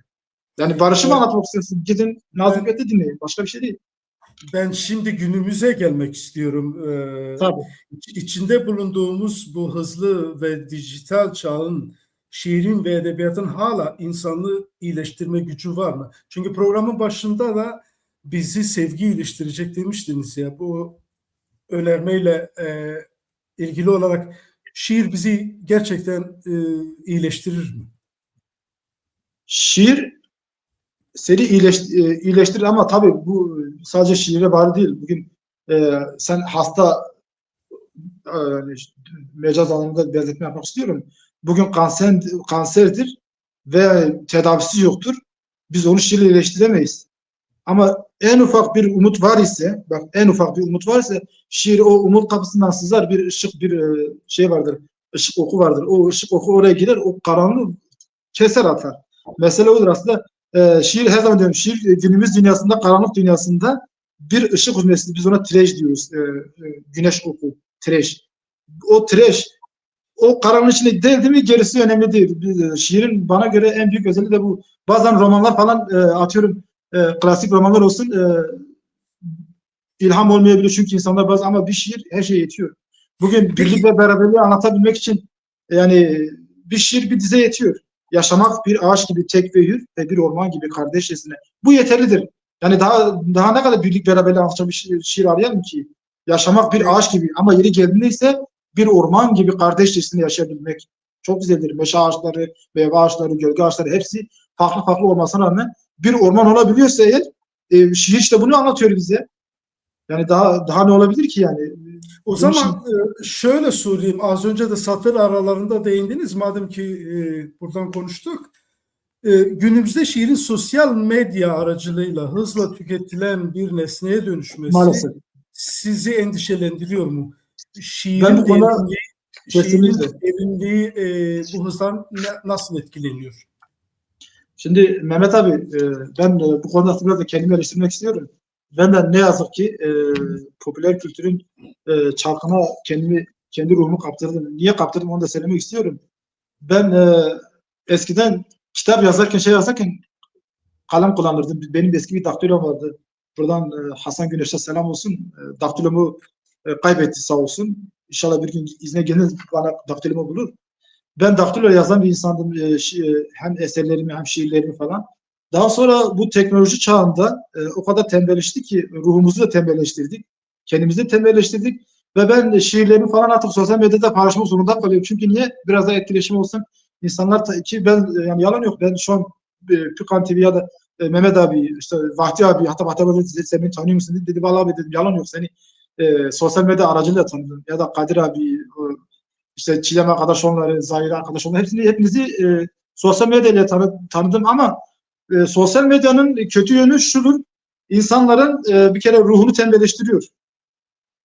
Narkozlaştırıyor. Nasıl narkozlaşır? Sevgi narkozu diye bir şey vardır. Ben bunu sürekli kullanan bir insanım. Sevgi narkozlaştırıyor ve hissizleştiriyorsun, hissizleştiriyor ve hissizleşen insan ne yapıyor? Üretemiyor. Ben bir ara öyle bazen tıkandığım zamanlar oluyordu. Bu da sosyal medyadan kaynaklı bir şeydi. Tamam, şiirimi falan sosyal medyadan paylaşıyorum ama sosyal medya fazla bağımlı olmak ya da dijital çağa fazla köle olmak her şeyden önce sevgiyi hissizleştirir, insan ruhunu tembelleştirir. Kolaylaştırdığınız, sandığınız her şeyi aslında sizi robotlaştırarak sizi esir alıyor. Ne yazık ki öyle, yani yapacak bir şey yok. Ben o yüzden sürekli hep diyorum insanlara, diyorum ki dijital gazete okumayın, dijital kitap okumayın. Ya şu kitabı elinize aldığınız zaman var ya, şu kitabı elinize aldığınız zaman bu kitabın yapraklarını hissetmeniz lazım. Parmaklarınız uyuşacak, parmakların o kitabın kokusunu alacak. O zaman yani dijital kitap okuyan ya da dijital alanda şiir okuyan, şiir paylaşan insanlar bu hissi alamaz. Bu kitabı alamaz. Yani yazık değil mi? Bu kadar kitabı o zaman yapmasınlar. Bir de şeydir, yani bana göre emeğe de bir saygısızlıktır. O yüzden ben dijital çağın tehlikeli olduğunu düşünüyorum. Kesinlikle. Şimdi şiir yazımından bahsederken yaşanmışlığın, ilhamın olması gerektiğini düşündünüz. Ben o zaman şöyle bir soru sorayım. Evet, şiire başlarken bir yaşanmışlığın, bir ilhamın olması gerekiyor. Peki bir şiirin bittiğine nasıl karar veriyorsunuz? Şiir nasıl bir şey biliyor musun Mehmet abi? Şiir aslında ben Kırgızistan'dan geldim. İşte Kırgızistan'daki Manas Destanı belki bilirsiniz. Manas Destanı hala yazılan bir destandır. Belki arkadaşlar bilmez, dipnot geçeyim. Manas Destanı'nın en büyük özelliği sürekli yazılan bir destandır. Ben bir gün sordum, bu destan ne zaman bitecek diye sordum. Dedi ki insanlar bir gün öldüğünde, kıyamet koptuğunda bu destan son bulacaktır. İnsanlar yaşadığı sürece şiir de devam eder, şey de devam eder. Ha, ben bir şiiri mesela yazarken ben yani bir ilham geldi diyelim, ben şiir yazdım. Ben o şiiri zaten ister istemez kendim bitiriyor. Çünkü şeydir, artık bir refleks halidir. Ruhun refleksidir aslında şiir. Şiir ruhun refleks halidir. Ruh refleks haliyle her şeyi döker sana. Sen yeter ki kelime dağarcığın olsun. Yeter ki kelimelerin gücünü hisset. Kelimeler kendi kendine akar gider yani. Ve sen bir yerde bittiğini anladığı zaman, zaten orada güzelleştiğini anladığı zaman bitirmek zorundasın. Nazım Hikmet'in Memleketinde İnsan Manzaraları o yüzden çok uzun bir şiir kitabıdır. Neden bitmedi? Çünkü çok güzel olduğu için bitmedi. Devamlı olduğu için ve hatta bana göre yazsaydı okumaya devam ederdik. O kadar ki sıkıcı ve insanı bayan bir şiir değildi. Ben de öyleyim yani. Şiir eğer beni frenlemiyorsa, el freni yoksa, ruhunun refleksi hala cevap verebiliyorsa ben yazmaya devam ederim. O şiiri baktım, benim bazı çok kısa şiirlerim de vardır mesela. Tıkanırım, direkt orada bırakırım. Öyle birkaç şiirim var mesela. Yani mesela ne yaptıysam başaramadım, ölümsüzleşti yalnızım. Tek dizi, tek şiir. Çünkü niye orada bitmesi gerekiyor. Evet, şimdi biraz hızlı gitmemiz gerekiyor. Şunu sorayım, etkilendiğiniz Kürt şairler kimler? Kürtçe şiir yazıyor musunuz? Kürtçe şiir, o yüzden ben Kürtçe şiir okurum, çok Kürtçe şiir okurum. Hatta geçen gün de bir programa sağ olsun, bu arada Komelekon grubuna da teşekkür etmek istiyorum ve Komelekon'daki arkadaşlara da selamlarımı iletiyorum. Onlar çok güzel işler yapıyorlar. Kürtçe dilini, Kürt dilini çok iyi yansıtıyorlar. Ben orada da şiir okudum, Kürtçe şiir okudum. Kürtçe şiir okumayı çok seviyorum. Yazmak açısından şunu söylüyorum. Ben şu an haddimi biliyorum. Şu an Kürtçe şiiri yazacak kadar haddim olmadığını düşünüyorum. Yazıyorum ama o kadar atıyorum mesela bir kere ben Kürtçe şiir yazdığım zaman mahcup olmamak istiyorum. Bugün Cigerkun'la eğer mahcup olursam, şiirim kötüyse ben Kürtçe şiir yazmam. Ama Kürtçe şiir okurum. Kürtçe şiiri yayınlanmasında çok severim. Hatta benim çalıştığım dergilerde de Kürtçe şiir yayınladım. Kürtçe ile ilgili zaten seninle konuştuk. Fatih abiyle de konuştuk. Kürtçe edebiyat, Kürt edebiyatı ile ilgili de bir program yapacağız. Kürtçe konuşacağız. Biz bugün Türkçe konuşmamızın sebebi biraz daha ulusal anlamda bir şiir edebiyat olduğu için Türkçeyi daha iyi yansıtabilmek için Türkçe konuştuk. Arkadaşlar da daha iyi anlasın Tamam. diye. Biz şimdi biraz hızlı gidelim. Kısa cevaplarla şey yapalım. Tabii. Şiirlerinizi Kürtçe çevirmeyi düşünüyor musunuz? Evet, öyle bir çalışmam var. Ben özellikle Çiğya Devran ve Aşina'nın hikayesini, mektubunu, Aşina'nın Çiğya'ya yazdığı mektubu, Çiğya'nın da Aşina'ya verdiği cevabı ben Kürtçe'de yapmak istiyorum. Onunla ilgili arkadaşlarla da konuştum. Hatta Komelakan'daki arkadaşlarla da görüşeceğim. İnşallah düşünüyorum yani. Kürtçe bir çeviri çok güzel olur diye düşünüyorum. Ama şunu söylemek istiyorum Keki Mehmet. Bazı çeviriler risklidir. Özellikle şiir aynı tadı vermeyebilir. Bugün Gülfuruş'u siz Türkçe çeviremezsiniz. İstediğiniz kadar anlamını yitirir. Tamam. Fuat Çevlik'in bir sorusu var. Şiir yazma isteği, hakikate ulaşma arzusu mu? Bu konuda neler söylenebilir? Kısa bir cevaplarsanız. Bazen pembe yalanlara da inanmak için şiir yazabilirim ben. Ya kendimi tatmin etmek için de şiir yazarım. Sadece hakikate değil. Bazen haksızlığa karşı da şiir yazarım. Bazen kendi hayatımda yaşadığım bir şeyde şiir. Küçükken ayakkabı boyadım. Ben bunun şiirini bile yaptım. Şiir hakikat için değil de genel olarak yaşanmışlıkları insanlara ulaştırmak için yazılan bir araç olduğunu düşünüyorum. Ben kendim öyle yapıyorum yani. Evet. Bir kısa bir şiirinizi okumak istiyorum. Sonrasında yani benim için çok değerli, güzel betimlemeler var. Şimdi ne kadar çok elbise giydirdiler bana. Ne kadar çok kimlik ve ne kadar çok sıfat. Bu yüzden göremedim tenimi. Atabilsem üstümdeki kimlikleri, tüm sıfatları savurabilsem ah. Şimdi tüm sıfatları ve elbiseleri bir kenara ittiğimizde geriye kalan o çıplak ten, modern dünyanın karmaşasına göğüs gerecek kadar güçlü müdür? Yoksa kalabalığın içinde yok olup gitmekten korktuğumuz için mi bu kadar çok bu elbiselere sıkı sıkıya sarılıyoruz? Bunu nasıl cevaplarsınız? Keki Mehmet, biz doğarken çıplak doğuyoruz ve ölürken de çıplak mezara giriyoruz. Doğduğumuzdan öldüğümüz zamana kadar olan üstümüze giydirilen elbiselere baksanıza, insanlar o elbiseler içinde boğuluyor. Farkında değiliz. Boğuluyoruz. Bana önce sen Müslümansın dediler. Müslümanlık giysisini giydirdiler. Sonra sen dediler sen erkeksin dediler. Erkekliğin kuralları var dediler. Erkekliğin kurallarının giysisini giydirdiler. Sonra dediler senin bir statün olacak. Sen atıyorum öğrenci olacaksın ya da öğretmen olacaksın ya da şair olacaksın. Bana bir statü elbisesi giydirdiler. Ardından bu da yetmiyormuş gibi dedi ya sen Kürtsün dediler. Sen Kürt olduğun için sana bu Kürt elbisesini giydirdiler. Sonra sen bu elbiseler içinde bu o kadar üstünde çok elbise var ki sen bu elbiseler yüzünden herkese farklarıyla ilgili savaşmak zorunda kalıyorsun. Kürt olduğun için bu coğrafyada, esmer bir Kürt olduğun için bu coğrafyada farklılıklardan dolayı yargılanıyorsun ve bunun mücadelesini veriyorsun. Müslümansın diye İsrail'e ya da herhangi bir Sünni'ye, Alevi'ye karşı tavrını koyuyorsun. Müslüman ya da atıyorum sen bu mesleğinden dolayı çalışmak zorunda kalıyorsun. Halbuki şöyle bir şey, ne zaman rahat edeceğiz? Hani bu elbiseyi üstümüze çıkardığımız zaman, yani çıplak bir Adem olduğumuz zaman. Hani diyor ya sen kanarsın içindeki Adem'e, o zaman varırsın tek ruhani varlığa. Biz işte o zaman maalesef bu elbiseleri ancak mezara giderken üstümüze atacağız. Biz bu elbiselerle yaşamak zorundayız. Yani evet, ben ne kadar anlaşılır olsam yaşamak zorundayım. Gerçekten doyurucu bir açıklama oldu. Bir soru daha sorup bu bölümü kapatmak istiyorum. Tabii, hoş geldiniz. Madem ki buraya geldik, sizce şairin toplumsal meselelere dair bir söz söyleme ödevi veyahut da sorumluluğu var mıdır? Yoksa şiir sadece estetik bir kaygıyla sanat için mi yazılmalıdır? Bu tartışmasını eskiden ben özellikle divan edebiyatında biraz daha saray edebiyatı diyelim biz onu. Saray edebiyatında sanat içindir derlerdi. Sanat toplum için değildir derlerdi. Ama bana göre her şey toplum içindir. Her şey toplumu topluma daha iyi bir mesaj verebilmek içindir. Bugün sanatçının görevi nedir biliyor musunuz Mehmet abi? Bugün sanatçının görevi bu kırmızıdır ya da bu sarıdır ya da bu siyahtır demek değildir. Ona şu kuralı ve şu normları vermek zorunda değildir. Bugün sanatçının görevi bir haksızlık varsa haksızlıkla ilgili bir şiir yazacak ya da haksızlıkla ilgili bir roman yazacak. Yapmak zorunda. Çünkü sen eğer madem ki bir toplum aynasıysan, sen topluma ayna olmuşsan ya da senin güzel şarkıların var. Atıyorum İbrahim Tatlıses mesela.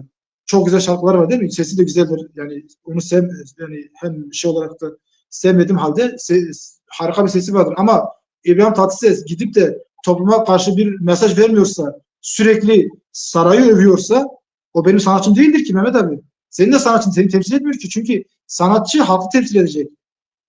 Etmek zorunda yani. Bugün ben size birkaç örnek vermek istiyorum. Zaman kısa mı birkaç örnek vereceğim. Bugün Biraz kısa olsun lütfen. Daha bir tabii şöyle örnek vereyim. Bugün Yaşar Kemal'in toprak ağları ile ilgili derdi var mıydı? Yoktu bana göre. Yaşar Kemal babası gözleri önünde vurulduğunda, büyüdüğünde o çarpık sistemi gördü, toprak ağlarını gördü, oradaki yozlaşmayı gördü. İnce Mehmet'i yazdı. İnce Mehmet'i yazmasının nedeni neydi? Ağlara karşı değil, ağalık sistemine karşı mücadeleydi. Yani bugün Yaşar Kemal'in rol modeli nedir? Sisteme karşı bir İnce Mehmet yazmaktır. Yazmak zorundadır. Ya da bugün John Steinbeck'in biraz Avrupa'ya uzanayım. John Steinbeck'in Gazap üzümleri nedir? Sanayi devrimi sonrası yaşanan işçi zulmüne karşı, işçilere yapılan zulme karşı, işçi sınıfının ezikliğini anlatan, köylünün ezikliğini anlatan, köylünün yaşadığı dramı anlatan en iyi Gazap üzümleriydi. Anlatmak zorunda. Yani kendi ülkesindeki çarpık durumu anlatmak zorunda. Ya da bugün Victor Hugo'nun Fransız ihtilalinden sonraki yazdığı o sefiller mükemmel bir şey. Niye? Hem vicdan mahkemesini çok iyi ele aldı, hem de oradaki sokak savaşlarından bahsederek halkın devrimini anlattı. Yani bunu sanatçılar anlatması kim anlatacak Mehmet abi? Ben anlatmayacaksam ya da sen bunu eğer romancıysan bunu romanda yazmayacaksan olmaz. O zaman bizim bir manavdan ya da o zaman git manav meyvesi satarken gidip de devrim yapamaz ki, ama sanatçı yapacak. Ya da bakkal kendi sakız satacak, gidip de devrim yapamaz. Ya da gelen müşterisinde işte yaşasın proletarya, yaşasın sosyalizm diyemez, ama sanatçı diyecek, şair diyecek, yazar diyecek, heykeltıraş diyecek, tiyatrocu diyecek, şarkıcılar söyleyecek, dengözler söyleyecek, söylemek zorunda. Bu bir rol modeldir. Yapmak zorunda yani. Evet. Şimdi bu ruh halinden biraz sıyrılalım. Bize Kürtçe bir şiir söyleyebilir misin? Kürtçe şiiri ben aslında hazırlamadım da şu an zaten ezbere söylesem de şey olur, mahcup kalırım. Zaten bizim önümüzdeki yayında Kürtçe şiir söylemek istiyorum. Hatta çok güzel Tamam. Üstad Cigarkon'dan birkaç şiir Kürtçe yayın yaparken söylemek istiyorum. Tamam. Şu anda söylesem ezberim yok, mahcup olurum diye Rica hem size hem de izleyicilerinize ayıp olmasın diye. Ama Gülfroş falan inşallah ileride söylerim. Tamam. O zaman şunu da söyleyelim. Yavaş yavaş toparlamaya çalışacağız. Edebiyat dışında dernek çalışmalarınız var. Aynı zamanda birkaç dergide yazarlık yapıyorsunuz. Bir de 2 ödül sahibisiniz. Bize kısaca bunlardan biraz bahseder misiniz? Şimdi önce şeyden bahsedeyim. Ben İzmir'de olduğum dönemlerde şiir hem bir şiir hem bir hikaye yarışmasına katılmıştım ve oradan da 2 ödül almıştım. Biri Yaşar Kemal kısa hikaye ödülüydü. Şu an Adana'da hala ödülüm orada duruyor. Bir tanesi de Akdeniz Edebiyat Şiir Ödülü, jüri özel ödülü aldım. Aynı zamanda geçen dönemde hem Tahta Fikir Edebiyat'tan hem de Uçurum dergisinden şiir ödülleri aldım. Yani 4-5 tane özel ödülüm var. Tabii inşallah ileride de roman alanında da bir ödül almak istiyorum. Tek hayalim, tek hedefim de bu. Şu an yazacağım bu romanla ilgili zaten söylemek istiyorum. Esmer Buğday Zamanı adlı romanımı işte yazıyorum. Bitme aşamasında değil maalesef. Çünkü üretmekte şiir gibi değil. Hani oturup da şiir yazayım diye bir kaygım yok. Roman biraz daha kurgusu olan, mekan önemli, zaman önemli, giriş gelişme sonuç önemli olduğu için biraz daha yavaş ama çok güzel ilerliyorum. İnşallah İran, Kapadokya ve Amerika'da geçen bir eşkıyanın gözünden bir roman çıkartacağım. Çok güzel olacağını düşünüyorum. Roman çalışmam inşallah Mayıs'ta raflarda olacağını düşünüyorum. Tek hayalim bu. Dernekle ilgili şöyle bir kısa bir not geçeyim. Bizim ben Yamalı Yanlısı kitabını çıkardığımda sağ olsun onun da isimlerini söylemek istiyorum. Halil Kızılkaya abi onlar bu kitabını çıkarmak için çok uğraşmışlardı. Çıkar işte şiir kitabını çıkar mutlaka. Öncelin şiir kitabı olsun diye. Biz bu şiir kitabı çıkartırken dedik ki bu şiir kitabı bir amacı olsun, bir sosyal projesi olsun dedik. Kız kardeşim de beni destekledi bu konuda. Kız kardeşim Mizgin Murat, ona da selamlarımı iletiyorum. Dedi bu çıkardığımız şiir kitabının gelirlerini belirlediğimiz kız öğrencilere vermek istedik. Özellikle kız öğrencileri seçtik. Çünkü biz biraz daha kızların eğitimine önem verdiğimiz için kız çocukları seçtik ve kitabın tüm gelirlerini, çoğu dönemde sağ olsun da çok büyük ilgi de vardı ilk baskısında. İlk baskısının tüm gelirlerini 12 kız öğrencimize verdik. Hatta geçen gün de beni aradılar işte 2-3 kişi mezun olmuş. Onlar da şu an öğrencilerine kitap için gene beni arıyorlar işte bizden kurtulamadın, bizim öğrencilerimize kitap ver diye. Evet, Res Ömer Murat yoğun bir istek var. Biraz da olsa Kürtçe bir şiir okuyabilir misiniz? Tekrardan soruyorum.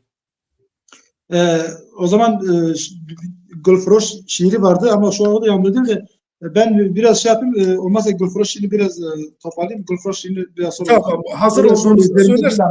Keşke telefondan da asla bulabilseydim okurdum da şu an telefondan da çıkamıyorum herhalde. Çıktığım zaman. Evet. Ama sözüm olsun canlı yayında iki tane hem Cigerkun'un hem de Ferhat Merdi'nin şiirini okuyacağım. Ama şu an o kadar çok şiir okudu ki ezberimden kaçarsa çok mahcup olurum. Kürtçe şiir biraz daha şeydir hani ezberlemesi. Tamam, anladım. Yani. Anladım. O zaman şey de var yani sizin ayrıca bestelenmiş 2 tane de şiiriniz var sanırsın. Evet. Onu biraz zaten açar bununla ilgili de bir şey söylemek istiyorum. Birincisi şu an Aşina'ya yazdığım mektup hem müziği hem sözü yapıldı. Sözü bestesi bana ait olan müziği çıktı. Net müzik inşallah değerlendirmeye alacak. Büyük ihtimalle Cem Adrian ya da başka bir sanatçı arkadaşımız bu eserimi seslendirecek. Çok güzel olacağını düşünüyorum. Ben o konuda da kendime güveniyorum. O şiirimin müzik piyasasında da çok iyi bir yer tutacağını düşünüyorum. O konuda çok mutlu olduğumu söylemek istiyorum. Evet. Çok çarpıcı bir betimlemeniz daha vardı. Ben seni şiirle cezalandırıyorum. Bunu biraz açar mısınız? Şimdi derler bizim şairlerin ya da yazarların mesaj verme isteği, kaygısı her zaman olmuştur. Biz eserlerimizde yaşanmışlıkları dile getirdiğimiz zaman aynı zamanda mesaj da vermek zorundayız. Yani altı dolu olacak şekilde mesajlar vermek zorundayız.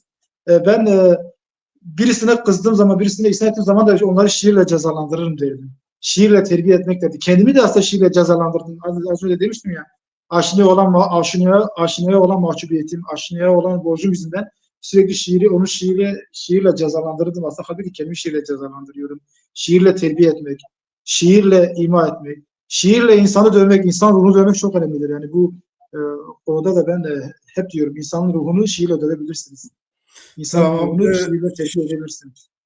Evet, yavaş yavaş programımızın sonuna geliyoruz.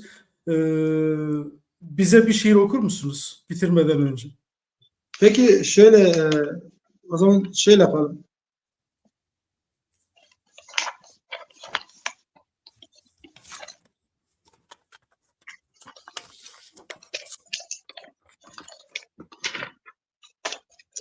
Çiğa ve Aşina hikayesiyle bitirelim isterseniz şeyi. Tamam.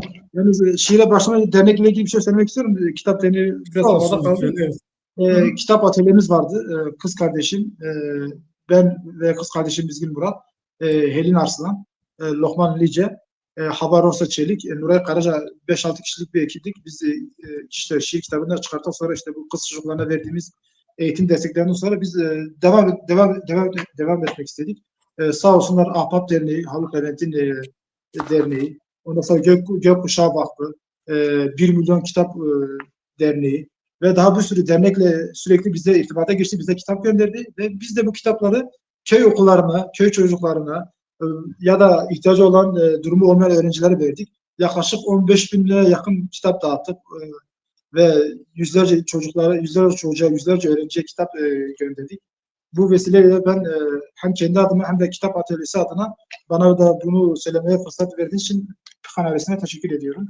Yani Rica sizin ederim. sayenizde hem Teşekkür derneğimle ederim. ilgili de bir şey yapmış olduk. Sadece kitap derneği, yani herhangi bir ve başka bir şey yok. Yani kitap.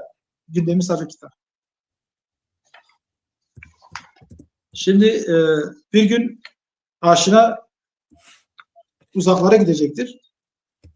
Aşina uzağa gittiği zaman Çia'ya bir şiir bırakmak ister. Çiğa Devran'ın gözünde. Ve şunu söylüyor Çia'ya gitmeden önce. Sakın ağlama Çiğa. Bu kente yağmur yağar. Senden bilirim. Ve sen ağlarsan kuşlar intihar edebilir. Çocuklar sakıncalı ilaçlar içer. Senden bilirim. Çok umutlu, az bulutlu iklimlerin ikindi sonrası toprak kokusu, yetim ayaklı çocukların anne hayali. Sakın gitme Çiğa. Kıyamet kopar, cehennem olur. Senden bilirim. Kendi kalabalığımızda o kadar yalnızdık ki beni hep sen sandılar, bizi hiç sandılar. Yalnızlığına sağlık Çiğa. Bu yalnızlık tam ağzına layık. Karla karışık yağmur yüreğim, sensizlik, 7 iklim, 42. sonrası, hüzünlü bir gökkuşağı. Gitme, gitme Çiğa, güneş batar, ay doğar. Medcezirler olur ruhumda, senden bilirim. Ve sen ağlarsan esmer çocuklar Tanrı'ya gülümser, bir gülün dikeninde kanar bir bülbülün yüreği ve benim acemi bahçıvan çaresizliğim. Ektiğin güç sancısı kadar doğuracak esmer buğdayı ve sen ağlarsan Çiğa, sen ağlarsan ben Mecnun olurum Leylasız bir geceye. Bu kente yağmur yağar, senden bilirim. Bunu dedikten sonra Çiğa Aşina'ya bir haykırış, bir şikayet mektubu gönderir. Ve şöyle seslenir Aşina'ya. Hangi ihanetin baharında kar yağdı bahçene Aşina? Bu sevdaya ayrılık bulaşmış. Sırtında Filistin hırkası, Ahmet'in yaban kızı. Ah Aşina, bilmez misin sana şiir bile yazılmaz. Seni anlatacak bir şiir yok Zulam'da. Yetim çocuklara seni anlattın. Kağıt bir gemiye ismini yazıp Dicle'ye saldın. Kavuşsun diye Şatul Arap'ta Fırat'a. Haydi durmayın, haber verin kuşlara, ulaklara, dengbejlere ve yaban güllerine. Ah Aşina, söylenmeyen türküm, yazılmayan öyküm. Hatırlar mısın? Hayallerimizi katırlara yükleyip kaçak sevdalara çıkardık. Sen esmer esmer sarı gelini söylerken ben Mecnun olurdum Leyla'sız bir geceye. Ah Aşina, bu sevdaya ayrılık bulaşmış. Böyle bir gecede sevdim seni Aşina. Ucunu yaktığın kayıp bir mektuptun. Biz o gece hiç ölmedik Aşina. Acılarımızı anonim yapıp bir şiire gömdük. Mevsimsiz kurak bir gecede sen ve ben Aşina ile Çiğa mezar taşına örgülü bir egal bağlardık. Azrail bizi izler, gülümserdi. Biz o gece hiç ölmedik Aşina. Biz o gece hiç ölmedik. Bu geceye de şiir bulaştı. Sevgili Ömer Murat bizi Çiğa Devran ve Aşina'yla tanıştırdığın için Pekan TV olarak teşekkürlerimizi sunuyoruz. Ben de bana bu fırsatı verdiğiniz için çok teşekkür ediyorum Pıkan ailesine. Özellikle şu an bizi izleyen tüm yoldaşlarıma selamlarımı iletiyorum. İnşallah elimden gelince bu güzel programı sizi mahcup etmemeye çalıştım. Çok güzel bir program olduğunu düşünüyorum. İnşallah ben bir de içimde bir ukde kaldı. Arkadaşlar Kürtçe şiir istedi ama ben Kürtçe şiir ezberimde yani normalde okumayı çok seviyorum. Hakki okuyorum da ama ezberim eksik olduğu için ben size karşı bir mahcubiyet yaşamak istemiyorum. Size sözüm olsun 2 şiirle hem Cigerkun'la hem de Gülfroş şiiriyle tekrar canlı yayında onlara sözüm olsun. Tamam. Biz İçinde ukde olarak kalmasın. onun sözünü alacağız. Teşekkürler. Yani biz de ben şahsen kendi adıma çok mutlu oldum. Çok güzel bir programdı. Umarım ekranları başındaki Pekan TV edebiyat severleri de büyük bir zevkle bu programı seyretmişlerdir. Biz bugün Yamalı Yazıkların satır aralarında bizi kurtaracak olan o sevginin izini sürdük. Unutmayın, kalemlerinizle ne yapacağınız sizin elinizde. Ama dünyayı ancak o kalemin ucundan dökülen sevgi güzelleştirecek. Bu akşam bizimle olan tüm edebiyat severlere teşekkürler. Ömer Murat'ın Yamalı Yalnızlık eserini başucunuzdan eksik etmeyin. Bir sonraki mısrada buluşmak üzere, şiirle kalın. Hoşça kalın. Şiirle kalın. Hayırlı akşamlar. İyi ki varsınız.